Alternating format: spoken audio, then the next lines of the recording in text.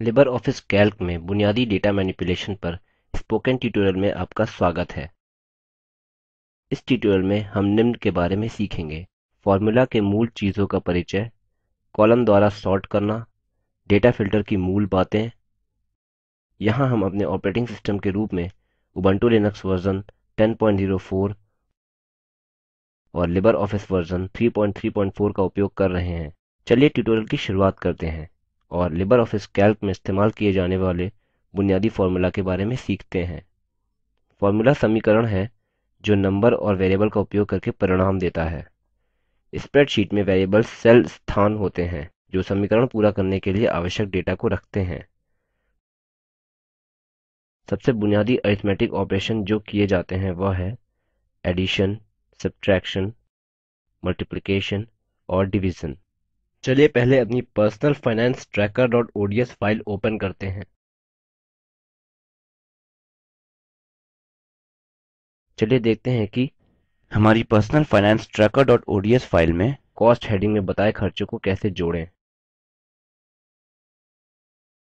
हम sum total नामक heading miscellaneous के नीचे देते हैं और हम सेल A8 पर क्लिक करते हैं और सीरियल नंबर 7 देते हैं।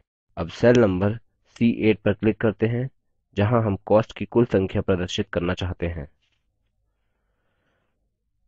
सभी कॉस्ट को जोड़ने के लिए हम टाइप करते हैं इस इक्वल टू सम और कोष्ठक में जो कॉलम जोड़ने हैं वो हैं C3:C7।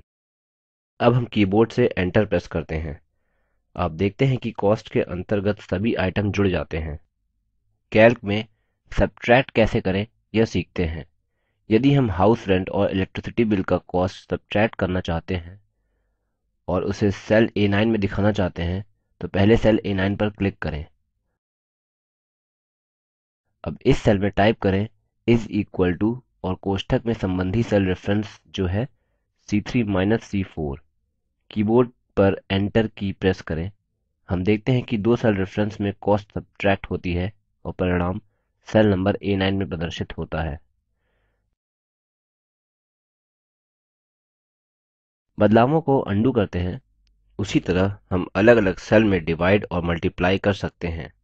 स्प्रेडशीट में एक और बुनियादी ऑपरेशन है नंबर्स का औसत निकालना यानी एवरेज। चलिए देखते हैं कि यह कैसे कार्यान्वित होता है। सम टोटल सेल के ठीक नीचे हेडिंग देते हैं एवरेज। यहाँ हम पूरे कॉस्ट का एवरेज प्रदर्शित करना चाहते हैं। अब C9 सेल पर क्लिक करते हैं। अब हम टाइप करते हैं इज इक्वल टू एवरेज और कोष्ठक में कॉस्ट। कीबोर्ड पर एंटर की प्रेस करें। आप देखते हैं कि कॉस्ट कॉलम का एवरेज सेल में दिखाई देता है। बदलावों को अन्डू करते हैं।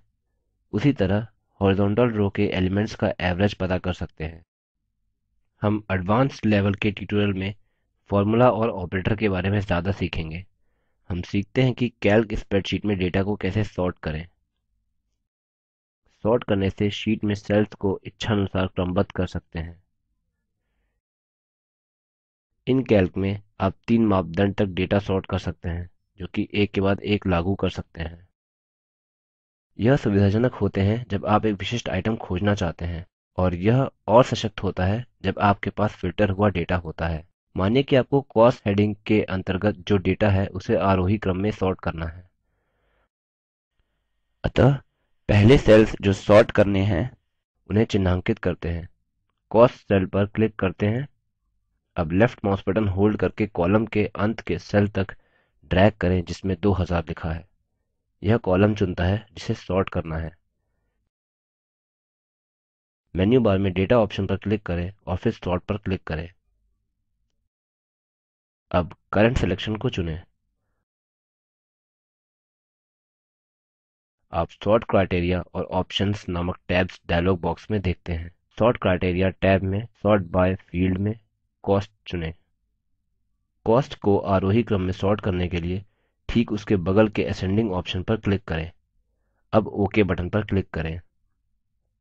आप देखते हैं कि कॉलम आरोही क्रम में सॉर्ट हुआ है। उसी तरह अवरोही क्रम में सॉर्ट करने के लिए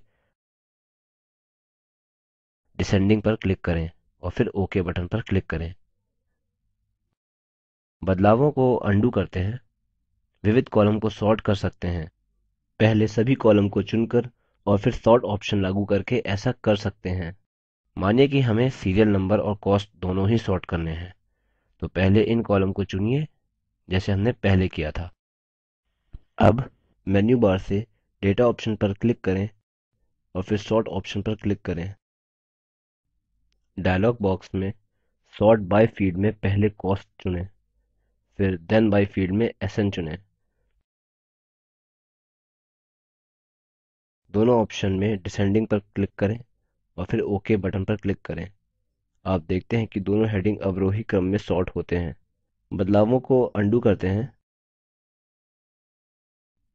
अब सीखते हैं कि लिबर ऑफिस कैल्क में डेटा कैसे फिल्टर करते हैं। फिल्टर कंडीशंस की एक सूची है जो प्रत्येक एंट्री को पूरा करने के लिए प्रदर्शित होती है। स्प्रेडशीट में फिल्टर लागू करने के लिए आइटम नामक सेल पर क्लिक करें। अब मेन्यू बार में डेटा ऑप्शन पर क्लिक करें और फिर फिल्टर पर क्लिक करें। पॉपअप मेन्यू में ऑटो फिल्टर ऑप्शन पर क्लिक करें। हेडिंग्स पर आप एरो चिन्ह देख सकते हैं। आइटम नामक सेल में डाउन एरो पर क्लिक करें। अब यदि आप चाहते हैं कि सिर्फ इलेक्ट्रिसिटी बिल से संबंधित डेटा ही प्रदर्शित हो, तो इलेक्ट्रिसिटी बिल ऑप्शन पर क्लिक करें। आप देखते हैं कि इलेक्ट्रिसिटी बिल से संबंधित डेटा ही शीट में प्रदर्शित हुआ है। बचे हुए ऑप्शन फिल्टर हुए हैं।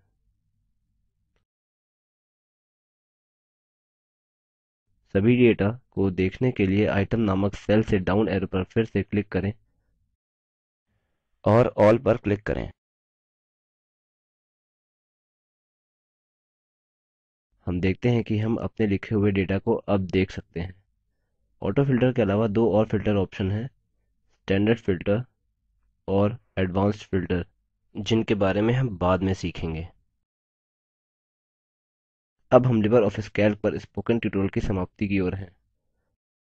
हमने निम्न सीखा है। संक्षेप में, फॉर्मूला के मूल चीजों का परिचय, कॉलम द्वारा सॉर्ट करना, डेटा फिल्टर की मूल बातें। निम्न लिंक पर उपलब्ध वीडियो देखें। यह स्पोकन ट्यूटोरियल प्रोजेक्ट को सारांशित करता है। यदि आपके पास अच्छा बैंडविड्थ नहीं है तो आप इसे डाउनलोड करके देख सकते हैं। Spoken tutorial project team spoken tutorial का उपयोग करके कार्यशालाएँ भी चलाते हैं। उनको प्रमाण पत्र भी देते हैं जो ऑनलाइन टेस्ट पास करते हैं। अधिक जानकारी के लिए कृपया हमें contact@spoken-tutorial.org पर लिखें। Spoken tutorial project talk to a teacher project का हिस्सा है। भारत सरकार के एमएचआरडी के आईसीटी के माध्यम से राष्ट्रीय साक्षरता मिशन द्वारा समर्थित है। इस मिशन पर अधिक जानकारी निम्न लिंक पर उपलब्ध है, spoken-tutorial.org/nmeict-intro। यह स्क्रिप्ट सकीना शेख द्वारा अनुवादित है तथा आईआईटी बॉम्बे की ओर से मैं रवि कुमार अब आपसे विदा लेता हूँ। हमसे जुड़ने के लिए धन्यवाद।